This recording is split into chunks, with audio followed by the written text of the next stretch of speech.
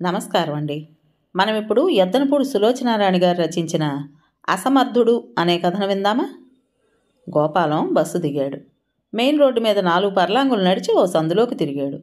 ఆ సందులో అడుగు పెట్టగానే దూరంగా కనిపిస్తున్న కొబ్బరి చెట్టు ఉన్న డాబా ఇల్లు చూడగానే అతని గుండెలు ఉండచుట్టుకున్నట్టయినాయి. దీపావళి పండుగ కోసం కొత్తల్లుడి రాక కోసం వేచి చూస్తూ తెల్లటి సున్నంతో రంగులతో ముస్తాబైన ఆ ఇల్లు తన కోసం ఎదురు చూడటం లేదని అతనికి తెలుసు. ఈ ప్రపంచంలో అన్నింటికంటే అతను ద్వేషించేది ఆ ఇల్లు ఒక్కటే. కానీ ఆ ఇంట్లోకే అడుగు పెట్టక తప్పడం లేదు. ఆ సందు మొగదలకి తిరగగానే గోపాలం అంతరాత్మని పీక పిసికి నలిబిలి చేయసాగాడు. ఈ ప్రపంచంలో తాత ముత్తాతలు సంపాదించి పడేసిన సంపద వెనక లేకుండా పుట్టడం మహాపాపం. దానికి తోడు ఎలాగైనా సరే ఉచితానుచితాలు విస్మరించి నీతి నిజాయితీ మంటగలిపైనా సరే ఏదో రకంగా డబ్బు సంపాదించగలిగే తెలివితేటలు లేకపోవటం ఇంకా శాపం. గోపాలానికి ఈ ప్రపంచంలో చాలామంది మీద కోపం ఉంది. అందులో మొట్టమొదటివాడు వేమన.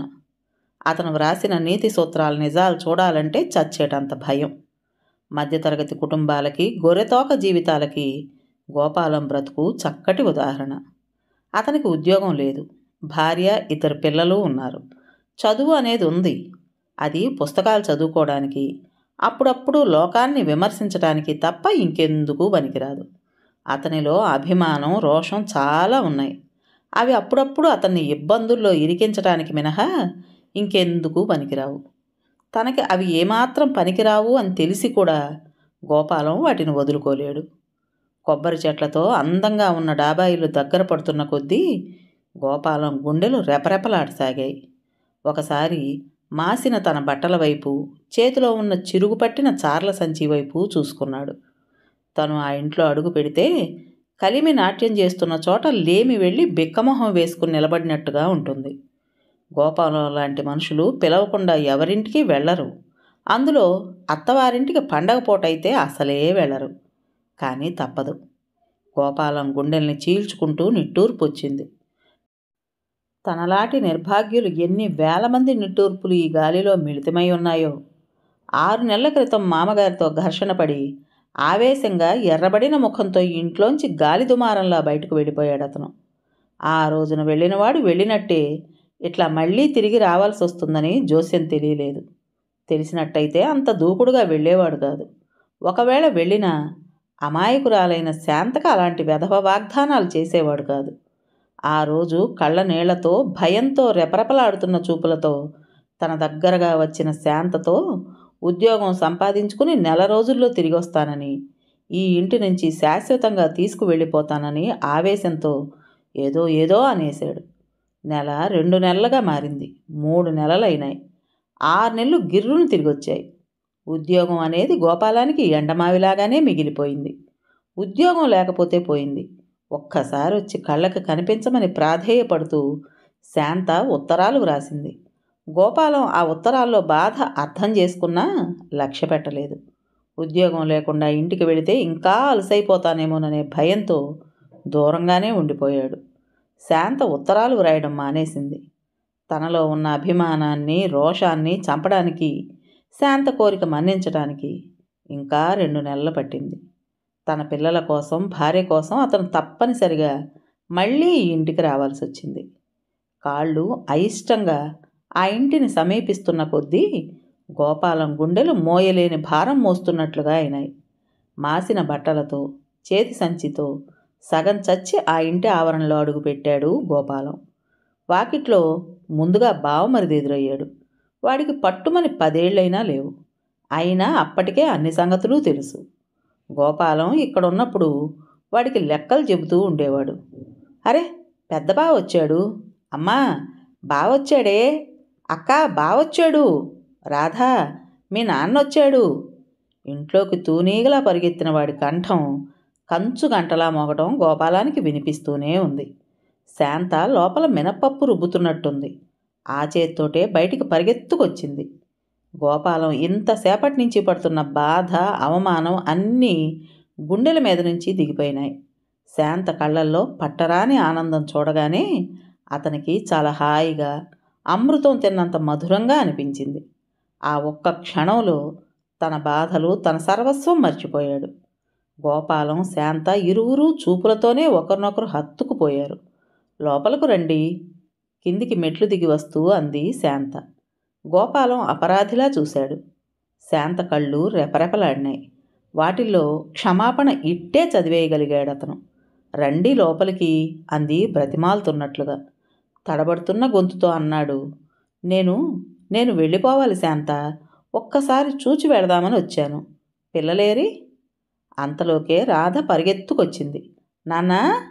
గోపాలం ఒక్కసారి రాధని పైకెత్తుకుని గాఢంగా హృదయానికి హత్తుకున్నాడు. నాన్నా, నువ్వు వస్తావని నాకు తెలుసు, గర్వంగా సంతోషంగా అంది. తెలుసా? ఎలా? కళ్ళు పెద్దవి చేసి ఆశ్చర్యంగా అడిగాడు. అమ్మ నాకు చెబుతోందిగా, రోజూ చెబుతుంది. నీకు రైలుకు టికెట్ దొరక్కానే వచ్చేస్తావుట. ఈరోజు దొరికేలా చేయమని నేను దేవుడికి దండం పెట్టాను. గోపాలం కూతుర్ని ఇంకా ఇంకా గట్టిగా హత్తుకున్నాడు. తనకి ఈ బ్రతుకు మీద ఇంకా ఎక్కడో కాస్త రుచి, మమకారం పట్టి ఎందుకు పీడిస్తున్నాయో అతనికి ఇప్పుడు అర్థమైంది.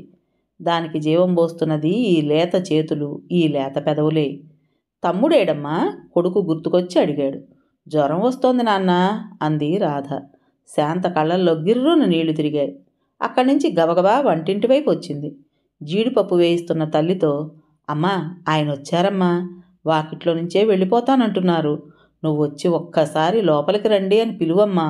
నువ్వు పిలిస్తే నీ మాట కాదనలేరు అంది శాంత. గబగబా అంటూనే వీధి వాకిట్లోకి తొంగి చూసింది. ఈ కాస్తలో అతను మళ్ళీ వెళ్ళిపోతాడేమోనని భయం. శాంత తల్లి మంగమ్మగారు కీళ్లవాతం ఉన్న మనిషి. కూర్చుంటే ఓ పట్టాన లేవలేరు. ఎలాగో అతి ప్రయత్నం మీద లేచి బయటికొచ్చింది. ఆవిడికి గోపాలాన్ని చూస్తే ఎప్పుడూ కాస్త అభిమానమే. ఆవిడ మనసులో తన పట్ల గౌరవం, అభిమానం ఉన్నాయని గోపాలానికి తెలియదు. అదేమిటి బాబు, అక్కడే నిలబడ్డావే, లోపలికి రా అంది. పర్వాలేదులేండి మొహమాటంగా అన్నాడు. శాంత, ఆయనకి కాళ్ళు కడుక్కునేందుకు నీళ్ళివ్వు అని కేక పెట్టింది ఆవిడ. శాంత నీళ్ల కోసం లోపలికి పరిగెత్తింది. గోపాలం కూతుర్ని ఇంకా ఎత్తుకునే ఉన్నాడు. ఇంతలో వీధి వాకిట్లో ట్యాక్సీ వచ్చి ఆగింది. గోపాలం తిరిగి చూశాడు. ట్యాక్సీలో నుంచి అతని మరదలు పద్మ, భర్త వామన్రావు దిగారు. వెంట మామగారు కూడా ఉన్నారు. ఆయన స్వయంగా వెళ్ళి వాళ్ళని తీసుకువచ్చినట్టున్నాడు. వస్తూనే ఆయన కేకలు పెట్టాడు. ఎవరే అక్కడ? చప్పున కాళ్ళు కడుక్కోవడానికి నీళ్లు తీసుకురండి. తండ్రి, చెల్లెలు, మరిది అనుకోకుండా హఠాత్తుగా రావడంతో క్షణంపాటు తొట్రుపడిన శాంత భర్తకని తెచ్చిన నీళ్లనే వాళ్ళకందించేసింది. గోపాలం కూతుర్ని ఎత్తుకుని ఓ పక్కగా వాళ్ళని చూడనట్టే నిలబడ్డాడు. శారద కారులో నుంచి దిగగానే ఇంట్లోకి పరిగెత్తింది. వామన్రావు అతన్ని చూశాడో లేదో, చూసి అతను పలకరించనప్పుడు నేనెందుకు పలకరించాలి అనుకున్నాడో మెదలకుండా చూడనట్టే లోపలికి వెళ్ళిపోయాడు. మామగారు మాత్రం ఆగి పలకరించారు. ఎవరు? గోపాలమా? ఓహో! గోపాలం అయిష్టంగానే నమస్కరించాడు. ఏమోయ్, ఏమిటా అవతారం, అలా ఉన్నావే? ఆయన సమాధానం కోసం చూడకుండానే లోపలికి వెళ్ళిపోయాడు. గోపాలానికి తక్షణమే వెళ్ళిపోవాలనిపించింది. కానీ ఎలాగో తమాయించుకున్నాడు. బాబుకి బాగా జ్వరంగా ఉంది అంది శాంత. లోపలికి పద శాంత, నేను ఈ ఇంటికి పిలవకుండా వచ్చిన అతిథిని, నాకు మర్యాదలేమిటి? పద, బాబుని చూస్తాను అన్నాడు. శాంత కళ్ళల్లో భయం, అవమానం తొలగిపోయి ఆనందం మెరిసింది. తండ్రి పలకరించకపోతే అంతెత్తున ఎగిరిపడి అట్నుంచి అటే వెళ్ళిపోతాడేమోనని భయపడింది శాంత. గోపాలం అలాంటివేవీ చేయలేదు. లోపలికొచ్చాడు. కొడుకు పడుకున్న గదిలోకి వెళ్ళాలంటే సింహద్వారం నుంచి వీళ్ళందరి ముందు లోపలికి వెళ్లాల్సిన అవసరం లేదు. పక్క సందులో నుంచి ఆ గది లోపలికి గుమ్మం ఉంది. గోపాలం ఆ సందులో నుంచి గదిలోకి వెళ్ళాడు. మీకోసం ఒకటే కలవరింత, బాబు పడుకున్న మంచం దగ్గరగా వెళుతూ అంది శాంత. గోపాలం 2 అంగల్లో నడిచినట్టు చప్పున మంచం దగ్గరకు వెళ్ళాడు. బాబు తల పక్కకు పెట్టి మాగన్నగా పడుకునున్నాడు. నిన్నంతా అరుగో నాన్నొచ్చారు అంటే 2-3 సార్లు కళ్ళు తెరిచాడు. మీరు పిలవండి అంది శాంత. జ్వరంతో వడలిపోయినట్టున్న పిల్లాడిని చూడగానే గోపాలం గొంతులో ఏదో అడ్డుపడ్డట్టయింది. దుప్పటి తీసి ఒళ్ళు తాకి చూశాడు. జ్వరంతో ఒళ్ళు కాలిపోతోంది. ఎన్నాళ్ల నుంచి జ్వరం అన్నాడు శాంత వైపు తిరుగుతూ. వారం రోజుల నుంచి. మరీ 2-3 రోజుల నుంచి మూసిన కన్ను తెరవడం లేదు. మందు ఇప్పిస్తున్నాం. డాక్టరు మీ మీద బెంగ అంటున్నాడు. ఇంకో 2 రోజులు మీరు రాకపోతే వీడు మనకు దక్కేవాడు కాదు. శాంతకి కళ్ళల్లో గిర్రున నీళ్లు తిరిగాయి. గోపాలం మంచం మీద కూర్చుని కొడుకుని చేతుల్లోకి తీసుకున్నాడు. ఈ ప్రపంచంలో ఉన్న ప్రేమంతా పోసి రంగరిస్తున్నట్టు పేరు పెట్టి పిలిచాడు. బాబు కళ్ళు కొద్దిగా తెరిపినబడి మళ్ళీ మూసుకుపోయాయి. గోపాలం రెండోసారి పిలిచాడు. బాబు ఈసారి కళ్ళు తెరిచాడు. ఎర్రబడి పీక్కుపోయి మళ్ళీ మూసుకుపోవటానికి సిద్ధంగా ఉన్న ఆ కళ్ళు క్షణంసేపు గోపాలం ముఖం మీద నిలిచాయి. బాబు, నీకోసం బొమ్మలు తెచ్చాను, చూస్తావా అన్నాడు గోపాలం. బాబు తల ఊపాడు. గోపాలం శాంతని సంచి దగ్గరకు తీసుకురమ్మన్నాడు. అందులో నుంచి ఇదిగో అంటూ అపురూపమైందేదో తీస్తున్నట్టు చెబుతూ కాస్త పెద్దదిగా తెరచాపల్లో ఉన్న పడవ తీశాడు. జ్వరంతో ఆరిపోయినట్టున్న బాబు పెదవుల మీద చిన్న చిరునవ్వు చిందింది. దాన్ని చేత్తో పట్టుకున్నాడు. చెప్పు, బాగుందా గోపాలం అడిగాడు. బాబు బాగుంది అన్నట్టు తల ఊపాడు. రాధ కూడా దగ్గరకు వచ్చింది. బాబు తలెత్తి తండ్రి ఛాతీ దగ్గరగా వచ్చాడు. గోపాలం కొడుకుని గుండెలకు మృదువుగా అదుముకున్నాడు. కొడుకు లేత చేతులు విడదీయలేని బంధాల్లా తండ్రి మెడ చుట్టూ పడ్డాయి. గోపాలం ఆప్యాయంగా వాడి వీపు నిమిరాడు. ఎంత అసమర్థుడు! వాడి జీవితావసరాలకు కావలసినవి సమకూర్చలేకపోగా వాళ్ళు ఎక్కడో అక్కడ ఇంత తిని నిశ్చింతగా పెరగకుండా ఇదొకటి. పిల్లల్ని అసలు అంతగా తన దగ్గర అలవాటు చేసుకోవడం తనదే తప్పేమో. తనలాంటి వాళ్లకు ఇలా ముత్యాల్లాంటి పిల్లలు పుట్టడం కూడా ఒక దురదృష్టమేనేమో. నేనిప్పుడే వస్తాను అంటూ శాంత లోపలికి వెళ్ళింది. రాధ తండ్రి పక్కనే కూర్చుని ఏవేవో చెప్పేస్తోంది. అది చిన్నప్పటి నుంచి అంతే, వాగుడు పెట్ట. ఎక్కడేవి జరిగినా క్షుణ్ణంగా జ్ఞాపకం పెట్టుకుని వచ్చి తండ్రికి చెబితే గానీ నిద్రపట్టదు. కొడుకును ఒళ్ళో పెట్టుకుని కూర్చున్న గోపాలం గదంతా కలియజూశాడు. గదిలో ఇదివరకు తనుండగా లేని సామాన్లు చాలా కనిపిస్తున్నాయి. ఓ మూల బియ్యం బస్తా, దానిమీద విస్తళ్ళకట్ట ఉన్నాయి. ఇంకో పక్కన చింతపండు బుట్ట, ఇంకేవో సంచి ఉన్నాయి. పరధ్యాసగా గదిని కలియజూస్తున్న గోపాలం కూతురు జబ్బ మీద పడి ఊపి మరీ చెప్పడంతో యాంత్రికంగా రాధవైపు తిరిగాడు. నాన్న, మరే నువ్వు లేనప్పుడు అమ్మ ఎంత ఏడుస్తుందని. ఎప్పుడూ ఏడుపే నాన్న. ఒకసారి ఎందుకు ఏడుస్తున్నావని నేనంటే నన్ను కొట్టింది. ఊరికే నన్ను తమ్ముడిని కొడుతుంది నాన్న.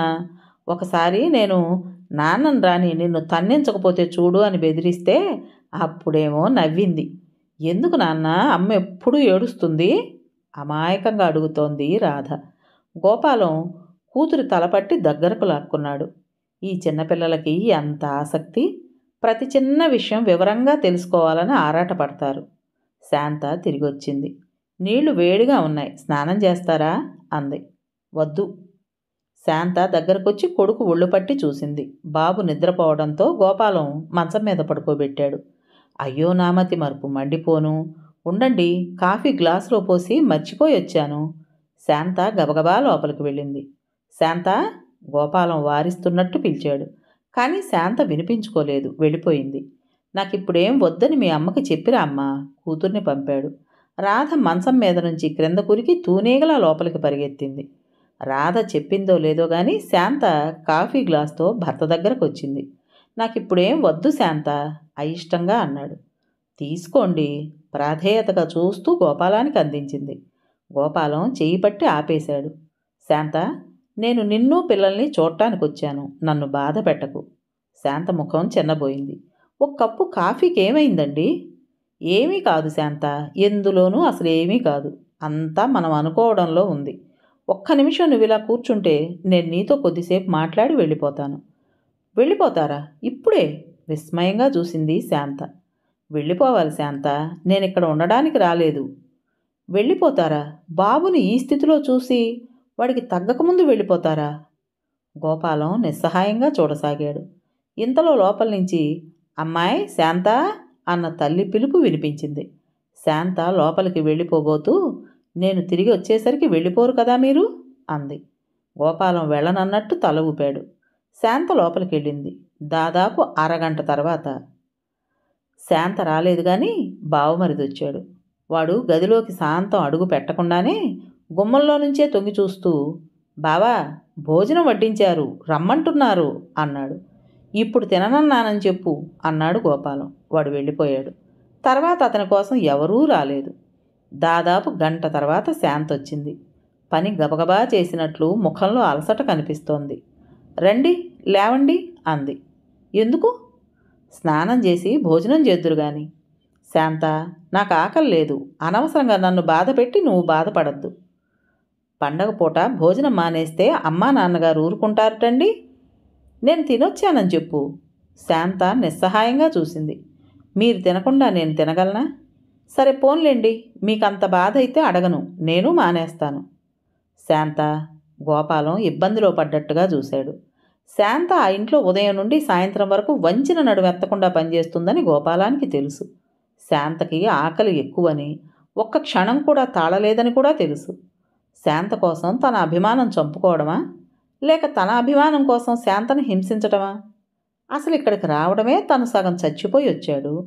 ఈ రావటానికి కూడా వెనక ముందు ఆడినా అందులో శాంత కోసం, పిల్లల కోసం తప్పనిసరిగా వచ్చాననే ఓదార్పు ఉంది. కానీ అలాగే చెప్పుకొని భోజనం చేయడంలో ఆ ఓదార్పు ఉంటుందా? ఉండదు. అది కేవలం ఆత్మవంచన అవుతుంది. శాంత ఆ సంభాషణ ముగియకుండానే ఇంతలో చప్పున ఏదో గుర్తొచ్చిన దానిలా బయటికి వెళ్ళింది. అవతల నుండి మామగారు వస్తున్నాడు కాబోలు గది బయట మాటలు వినిపించాయి. ఏమమ్మా, ఏ మీ ఆయన భోజనం చేయడా అంటున్నాడు ఆయన. ఎందుకు చేయరు నాన్న, బడలిగ్గా ఉందిట, తర్వాత చేస్తానన్నారు. ఎందుకో అంత బడలిక? ఉద్యోగం దొరికిందిట. ఆ కంఠంలో విరుపు, హేళన గోపాలం గుండెలకి సూటిగా వచ్చి తాకాయి. దొరికిందిట నాన్న, నన్ను పిల్లల్ని తీసుకువెళ్ళడానికి వచ్చారు. శాంత స్వరం నిస్సంకోచంగా దృఢంగా పలికింది.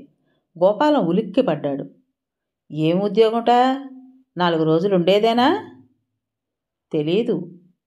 సరే, నేను పనుండి అలా బయటికి వెళ్తున్నాను. భోజనం చేయమని అతన్ని. పండగ పూట ఇంట్లో అల్లుణ్ణి పస్తుండబెట్టిన కర్కోటకుడు అని ఎవరైనా అనుకోగలరు మళ్ళీ. ఆయన వెళ్ళిపోయిన ధ్వని వినిపించింది. గోపాలం చెంపల్లోకి ఎరుపు పాకి వచ్చింది. మంచం మీద నుంచి లేచి వెళ్ళి ఆయనకు సమాధానం చెప్పాలని పెనుగులాడుతున్న శరీరాన్ని అదిమి పెట్టినట్టు అతని చేతులు మంచం మీద పట్టిని బిగించి పట్టుకున్నాయి. కొంతమందిని చూసినా, వారి కంఠధ్వని విన్నా నత్తగొల్లలో పురుగుల్లా ముడుచుకుపోతారు. గోపాలానికి మామగారిని చూసినా, ఆయన మాట విన్నా అలాగే అవుతుంది ఎప్పుడు. ఆయన స్వభావమే అంత. నోరు తెరిస్తే ఎదుటివారిని హీనపరిచేట్టో, నిరసన తెలిపేట్టో వాగ్బాణాలు రావాల్సిందే. అందరి దగ్గర అంతే. అందులో ఉద్యోగం లేని అల్లుడంటే మరీ జోరుగా వస్తాయి మాటలు. పెళ్ళై 5-6 ఏళ్లు కావస్తున్నా పట్టుమని 10 రాళ్లు తెచ్చుకోగల ఉద్యోగం నిలకడగా ఎక్కడా చేయలేని పెద్దల్లుడంటే ఆయనకి విసుగు. అది కేవలం గోపాలం అసమర్థత అని ఆయన అభిప్రాయం. ఈ ప్రపంచంలో మనిషి నిజంగా తన కాళ్ళ మీద తను నిలబడాలనే పట్టుదలే ఉండాలి కానీ 1,00,000 మార్గాలు ఉన్నాయనుకుంటారాయన. కూతుర్ని, పిల్లల్ని తరచూ చూడటంతో గోపాలం బద్ధకం, సమర్థనం ఇంకా ఎక్కువైపోతోందని, ఇక వీళ్ళు జీవితాంతం తన మెళ్ళో గుదిబండలా ఉంటారని ఆయన భయం. ఆయన కుటుంబం స్థితి అంతంత మాత్రం.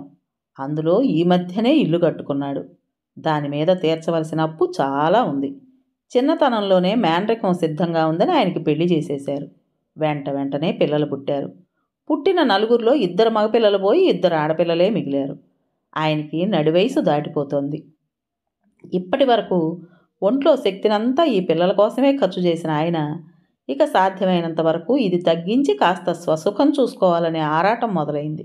అందుకే ఉద్యోగం లేని పెద్దల్లుడంటే ఆయనకు సానుభూతి లేదు. గోపాలం అంటే ఆయనకి చిరాకు కలగడానికి ఇంకో కారణం కూడా ఉంది.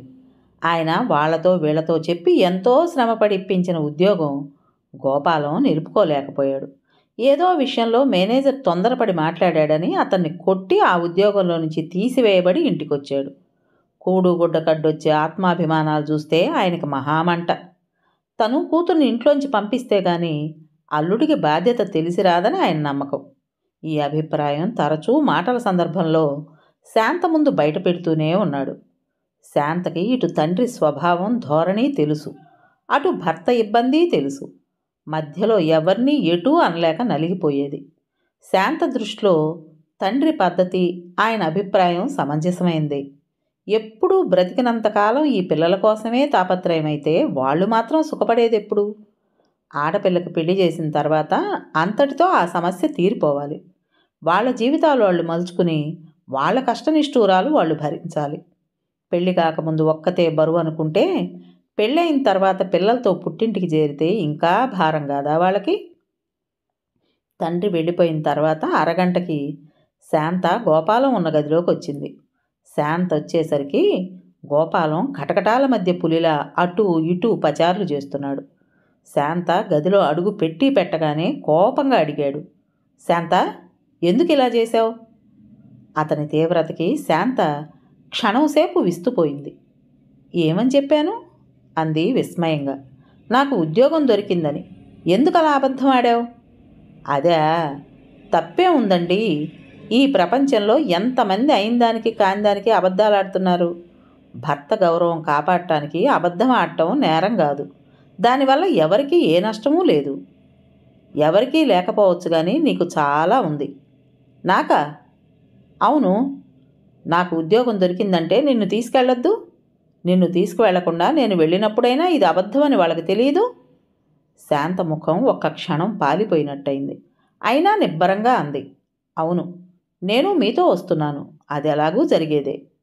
శాంత, పెళ్ళయిన తర్వాత ఆడదాని స్థానం భర్త దగ్గరేనండి. కనీసం నేను అలా అనుకుంటున్నాను. నాతో వస్తావా? వస్తే నువ్వు పిల్లలు ఏం తింటారు? ఇప్పుడేం తింటున్నావు? అదేమిటి, ఈ ఇంట్లో దేనికి లోటు లేని మాట వాస్తవమే, కానీ నేను కడుపు నిండా తింటున్నానని, కంటి నిండా నిద్రపోతున్నాననే మీరు అనుకుంటున్నారా? నాకు తెలుసు శాంత, ఆ మాత్రం గ్రహించలేని మూర్ఖుణ్ణంటావా? నిన్ను నాతో తీసుకెళ్ళడం అంటే నాకు ఇష్టం లేదా? కానీ ఆ అవస్థలు నువ్వు పడలేవు శాంత. ఈ సుఖం కంటే ఆ అవస్థలే నాకు ఆనందం. శాంత చేతులు ముందుకు చాచింది. నిలవ నీడలేని నేను మిమ్మల్ని తీసుకెళ్ళి ఎక్కడుంచను అని మీరు బాధపడద్దు. ఇవిగో, ప్రస్తుతానికి గాజులు గొలుసు ఉన్నాయి. ఇవి అమ్మితే కొంత వస్తుంది. దాంతో చిన్న గది చూడండి. మనకింకే ఆధారమైనా దొరికే వరకు ఇంటద్దె మాత్రం కట్టేద్దాం.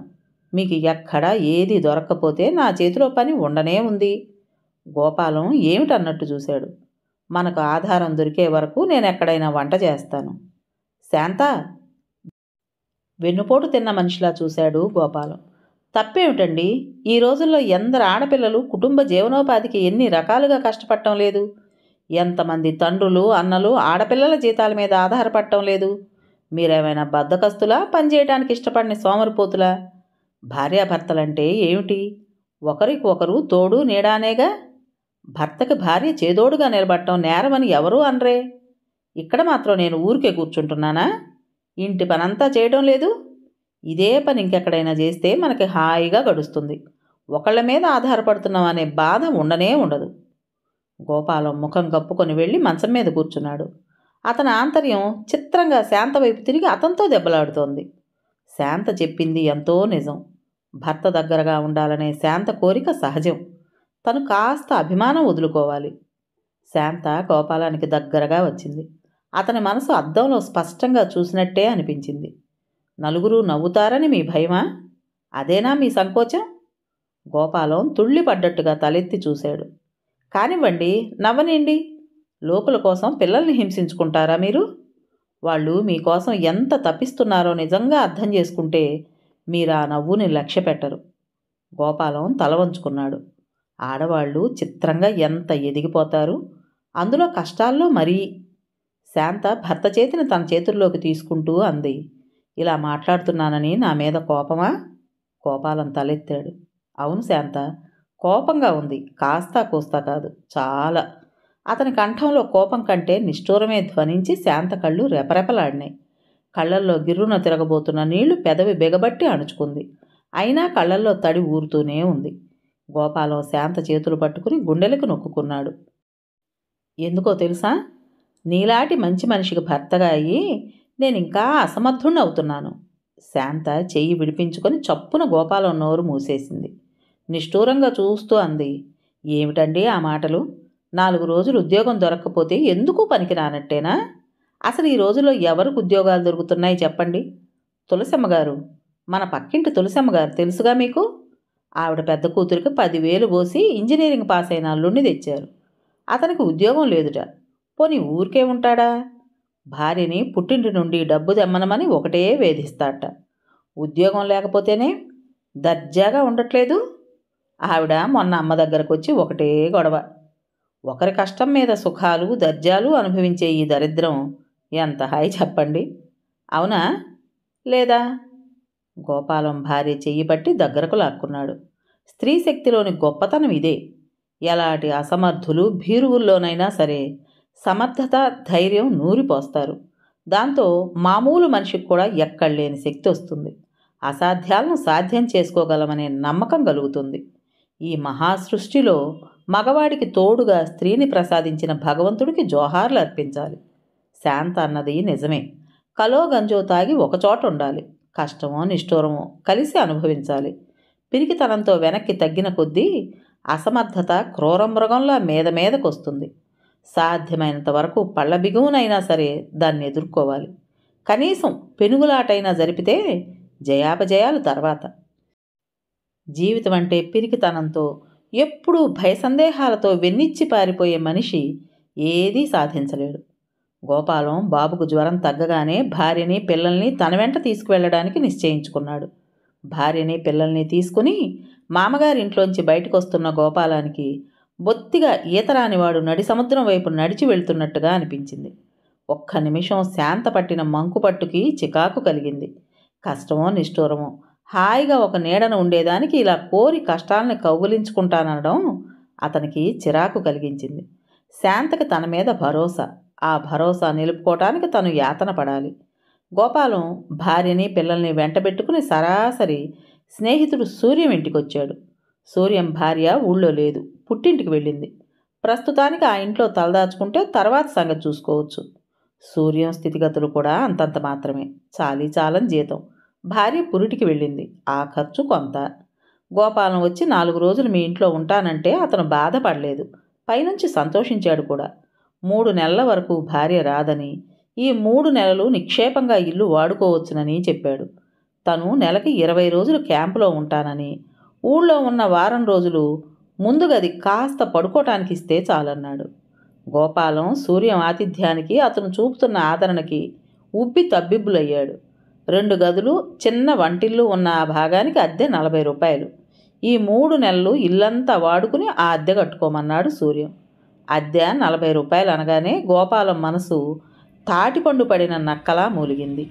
సూర్యం గంటలో తన సామానంతా చకచకా 2 పెద్ద చెక్క పెట్టెల్లో సర్దేసి ఖాళీ ఇల్లు గోపాలానికి అప్పగించాడు. శాంత కోరిక మీద ఒక స్టవ్వు, ఒక బకెట్టు మాత్రం యువతలు వదిలాడు. సూర్యం వెళ్ళిపోయిన తర్వాత శాంత ఇల్లంతా కలియజూసింది. హాయిగా ఉంది. వంటింట్లో కుళాయి ఉంది కూడా అంది సంతృప్తిగా. అద్దె బాగాలేదు, 40 రూపాయలు. గోపాలం గొంతులో వెటకారం ధ్వనించింది. సూర్యం తనకు ఆశ్రయం ఇచ్చినట్టే ఇచ్చి ఇంటద్దె బాధ వదిలించుకుపోయాడు. బ్రతక నేర్చిన మనుష్యులు. సూర్యం చేసింది సబబే అయినా, ఆ ఇంట్లో అయాచితంగా తను ఉండడం అసంభవమే అయినా గోపాలానికి ఎందుకో కోపంగా ఉంది. తను దగాపడ్డాననే బాధ.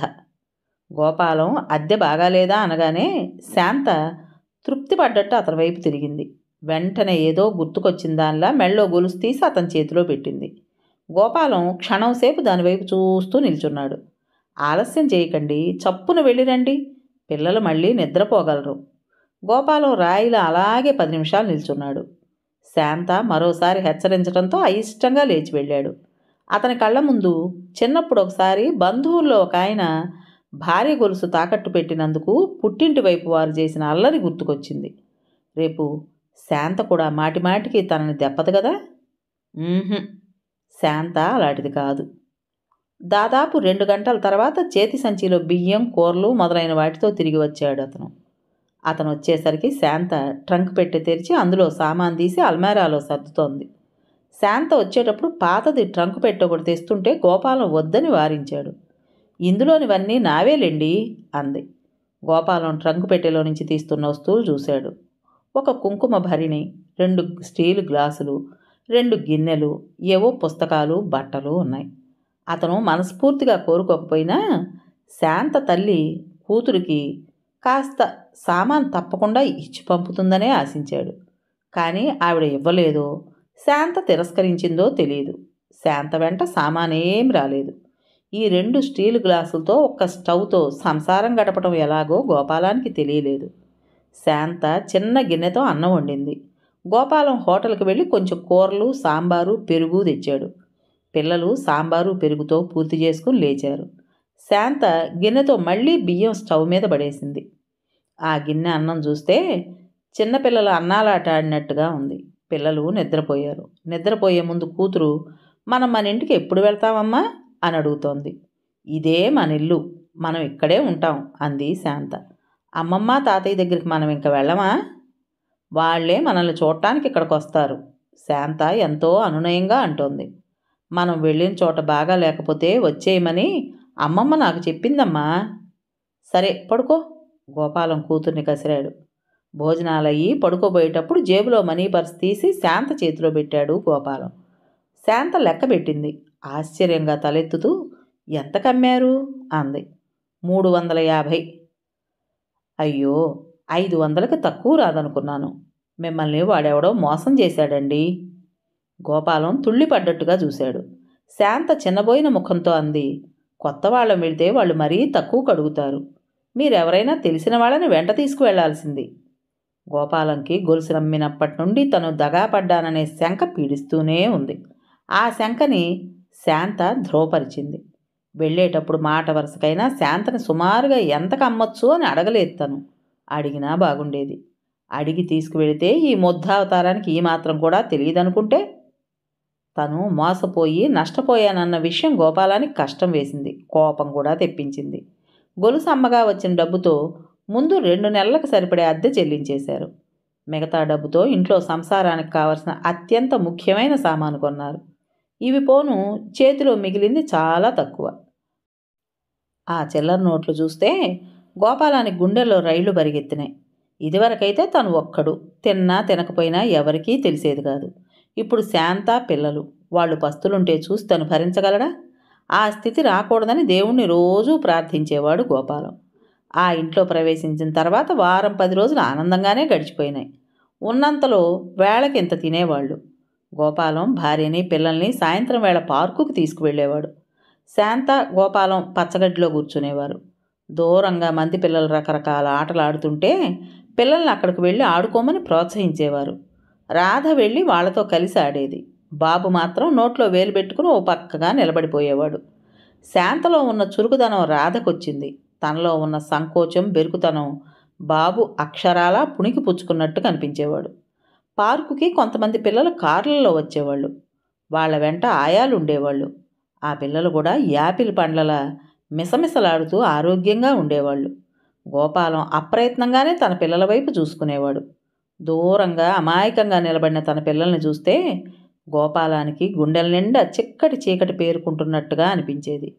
తనకి మనిషిగా కనీస అవసరాలు కూడా తీర్చలేని ఈ చదువు మీద, ఎలాంటి రక్షణ కల్పించలేని ఈ సంఘ వ్యవస్థ మీద, మామూలు మనిషి జీవితాల్లో మార్పులే తేలేని ఈ ప్రభుత్వం మీద, ఆఖరికి తనని పుట్టించి అప్రయోజకుడిగా చేసి ఆటలాడుతున్న భగవంతుడి మీద అంతులేని కోపం వచ్చేది.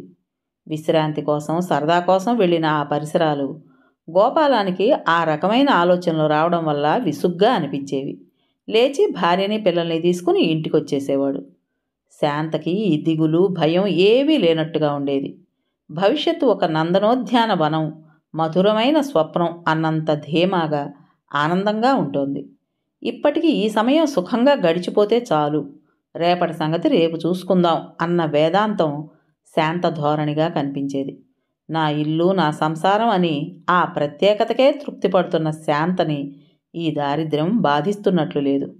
ఆ అమాయకురాలి అల్ప సంతోషానికి గోపాలం మనసు ఆర్ద్రమయ్యేది. శాంత వారం రోజుల్లో ఇరుగు పొరుగుతో పరిచయం చేసుకుంది. ఎదురింటావిడ్ని పిన్నిగారని, పక్కింటావిడ్ని వదినగారని వరుసలు కూడా కలిపేసింది. పిల్లలు కూడా చనువుగా ఆ ఇళ్లకి వెళ్తుండేవాళ్ళు. గోపాలం ఉద్యోగం కోసం చెప్పులు అరిగేట్టు తిరిగాడు. కానీ ఫలితం ఎక్కడికెళ్ళినా శూన్యంగానే ఉండేది. ఇంటికి రాగానే ఎంతో ఆత్రంగా ఏమైంది అంటూ ఎదురొచ్చే భార్యకి కాలేదు అని చెప్పడానికి గోపాలానికి ప్రాణాంతకమైనట్టుగా ఉండేది. కథ పేరు అసమర్థుడు. రచించిన వారు ఎద్దనపూడి సులోచనారాణి గారు. ఈ కథలోని మొదటి భాగం పూర్తయింది. రెండో భాగాన్ని రేపు వినేద్దామా మరి? విన్నారు కదండి. మరి ఈ కథ మీకు నచ్చిందా? నచ్చినట్టయితే లైక్ చేసి మరో నలుగురికి షేర్ చేయండి. అలాగే ఈ కథ పైన మీ విలువైన అభిప్రాయాన్ని కామెంట్ బాక్స్లో తప్పకుండా తెలియజేస్తారు కదా. మరి ఇంత మంచి కథను మనకు అందించిన రచయిత్రి గారికి మనస్ఫూర్తిగా మనందరి తరపున ధన్యవాదాలు తెలియజేసుకుంటూ, ఇటువంటి మంచి మంచి కథల కోసం మన ఛానల్ని తప్పకుండా సబ్స్క్రైబ్ చేసుకోండి. రేపు మరో మంచి కథతో మీ ముందుకు వస్తాను. అప్పటి వరకు ఉంటానండి.